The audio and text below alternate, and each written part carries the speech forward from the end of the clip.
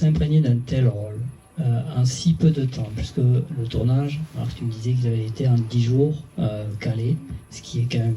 10 jours et 1 mois de préparation en fait, avant. Voilà. Mais ce qui est très peu parce qu'on s'est vu vraiment que 2 heures pour préparer le tournage. 2 heures, ça veut dire qu'au niveau du script, au niveau de tout ça, de ce travail-là, t'imagines la plongée en immersion que tu as dû réaliser, tu as dû comment t'imprégner de ça, tac, en quelques secondes. Comment tu peux nous expliquer ça un petit peu rapidement? Je me suis laissé imprégner de l'intérieur par les choses par le script, mais c'était très instinctif, c'était très naturel. C'est vrai que j'ai fait quand même une recherche, j'ai lu plusieurs livres et après je suis allée à l'église exprès, pas pour forcément chercher une connaissance ou un point de vue, mais justement pour me mettre en situation.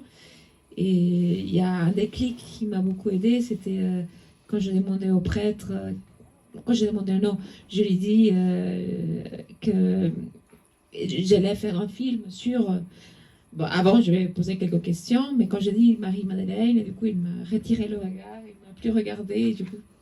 Et ce non-regard, ces changements de direction, et ça m'a donné une information très, très intéressante que j'ai intégrée à tout le côté théorique que j'avais cherché aussi.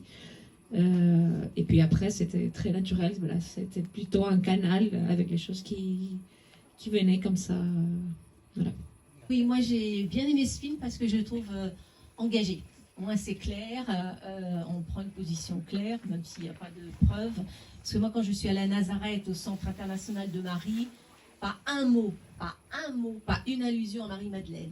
Donc j'ai gueulé, entre guillemets, là-bas, en disant, mais qu'est-ce que c'est que ça, le Centre international de Marie à Nazareth? Et ils étaient comme le prêtre, là, très gênés, ils ont détourné leur regard. Alors moi, ce qui m'intéresserait maintenant, c'est la suite de ce qui a été dit, retrouver notre Marie-Madeleine. Comment ressusciter? On a compris pourquoi Marie-Madeleine en 2022 ou 2021, mais comment? Alors, est-ce que vous avez des clés? Je ne sais pas, Michel Dessay, peut-être une petite parenthèse sur le rapport entre Marie-Madeleine et le mystère d'Éleusis, mais je ne sais pas si c'est tellement intéressant. Ce qui est intéressant, c'est à partir de maintenant, à partir de ce film, comment et pourquoi, le pourquoi, mais surtout comment on peut travailler pour essayer de retrouver en nous l'archétype féminin dont Chris Darkis nous a parlé ce matin, en Marie-Madeleine, et la nécessité surtout actuelle, et on n'est pas forcément parti, bon, Chris Darkis ce matin nous disait que il y avait quand même un renouveau, etc., une renaissance peut-être de Marie-Madeleine, moi j'en suis pas sûre dans la société actuelle, qui me semble-t-il renie beaucoup le principe féminin, hein, et donc comment on peut lutter pour qu'on retrouve chacun une Marie-Madeleine, et donc dans ce cadre-là une réunification avec le principe féminin et l'archétype Marie-Madeleine Jésus. C'est ça qui me paraît intéressant pour la suite. Est-ce que l'un d'entre vous ou plusieurs d'entre vous peuvent nous donner un début de clé? Merci. Je pense que c'est un modèle, parce que quand vous voyez le personnage, bon, vous pouvez dire que si vraiment c'est le féminin sacré, hein, et puis l'union avec le Christ, c'est vraiment une union spirituelle, même s'il y a eu quelque chose de physique, hein, vous avez vu que Madame Léger, bon, qu'il y a eu du physique, du pot, ça pose importance. L'important, c'était le message spirituel. Si c'est, comme on dit, une union sacrée, un mariage sacré, l'onction sera un mariage sacré. Parce que c'est pas un chef religieux qui oint un roi pour devenir roi, puisque là c'est une femme qui oint un homme, alors quel sens ça a si c'est, oindre, hein, ça veut dire rendre sacré, une fonction qui serait une fonction royale. C'est-à-dire en clair, hein, quel titre Marie-Madeleine, sacré roi, le Christ, qui est déjà roi du ciel, et roi des Juifs, et tout ce qui s'ensuit, il n'aura aucun intérêt à le faire, je dirais, dans la pratique. Et en fait, ce rituel existait chez les Égyptiens, et chez, je crois, les Babyloniens ou les Sumériens, mais là, il faudrait demander à Boidio, quand c'est la femme qui sacre l'homme, c'est une union mystique, c'est un mariage sacré. Donc c'est ça que ça fait allusion à ça. Mais alors c'est très curieux parce que si ça vient des Égyptiens ou d'autres civilisations moyen-orientales, qu'est-ce que ça fait dans un milieu sémitique? On comprend que le clergé juif soit mort.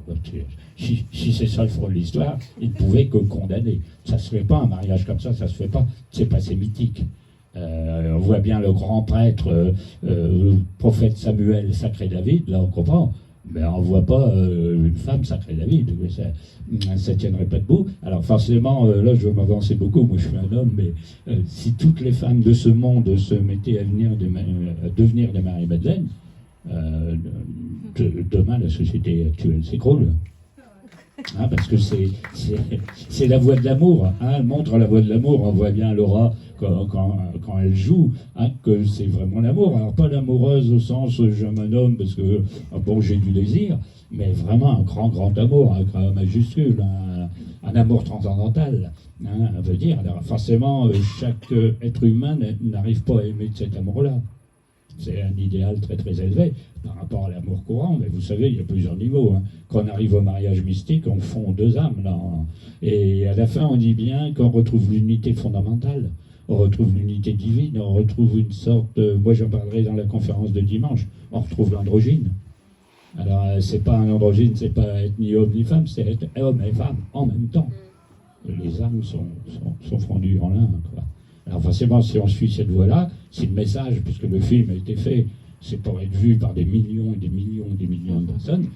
Si les personnes disent pas seulement « Oh bah qu'est-ce que c'est beau, qu'est-ce que l'actrice est merveilleuse », mais de dire aussi on applique ça demain, c'est une révolution. Là. 2022, c'est le changement de monde. Là. Alors moi, je vais être beaucoup plus bref que Michel. Non, au contraire. Hein. Au contraire, on s'en lasse pas. Et en plus, j'ai de la chance, c'est parce que, hein, voilà, le soir, je n'ai pas encore lui parler. Non, c'est en fait ce qui me fascine dans le phénomène Marie-Madeleine. C'est, je l'ai noté à Rennes-le-Château, c'est que Da Vinci Code, c'est 2003. Ça fait quand même quasiment 20 ans. Et donc, elle est devenue une véritable icône. Alors, on pouvait penser que l'intérêt pour Marie-Madeleine allait diminuer avec le temps. Et au contraire. Non seulement il se développe, mais il s'ancre durablement. On le voit, il y a de plus en plus de personnes qui viennent à Rennes-le-Château uniquement pour Marie-Madeleine. La Bessonnière commence à être en retrait. Et ce qui est bien également, c'est que c'est devenu un lieu de convergence et qui rayonne sur d'autres lieux plus traditionnels et plus anciens liés à Marie-Madeleine. Donc il y a quelque chose en elle qui fascine, pour moi, c'est à travers Marie-Madeleine, c'est le retour de cette énergie primordiale qui, en effet, là, je pense comme Michel, c'est bien sûr le féminin, mais c'est également le féminin et le masculin. Et j'ai bien aimé dans le documentaire le fameux Salvator Mundi. C'est l'image que je voulais montrer ce matin parce que pour moi, c'est une fusion à la fois de Mona Lisa avec le féminin et de Jean-Baptiste. Avec la gestuelle, et ce Salvator Mundi, c'est exactement la fusion des deux. Et c'est l'être accompli des alchimistes. Et donc, Marie-Madeleine, il faut en parler. Et plus on en parle, plus je trouve que c'est bien pour tout le monde. D'abord, quand je travaille sur Marie-Madeleine, ça me fait du bien. Elle m'apporte beaucoup de choses. Qu'on visite un lieu dédié à Marie-Madeleine, on sent une bonne énergie. Donc, c'est un sujet qui suscite de plus en plus d'intérêt. Et moi, personnellement, j'ai l'intention d'apporter ma petite pierre à l'édifice et je vais continuer à en parler dès que l'occasion en sera donnée.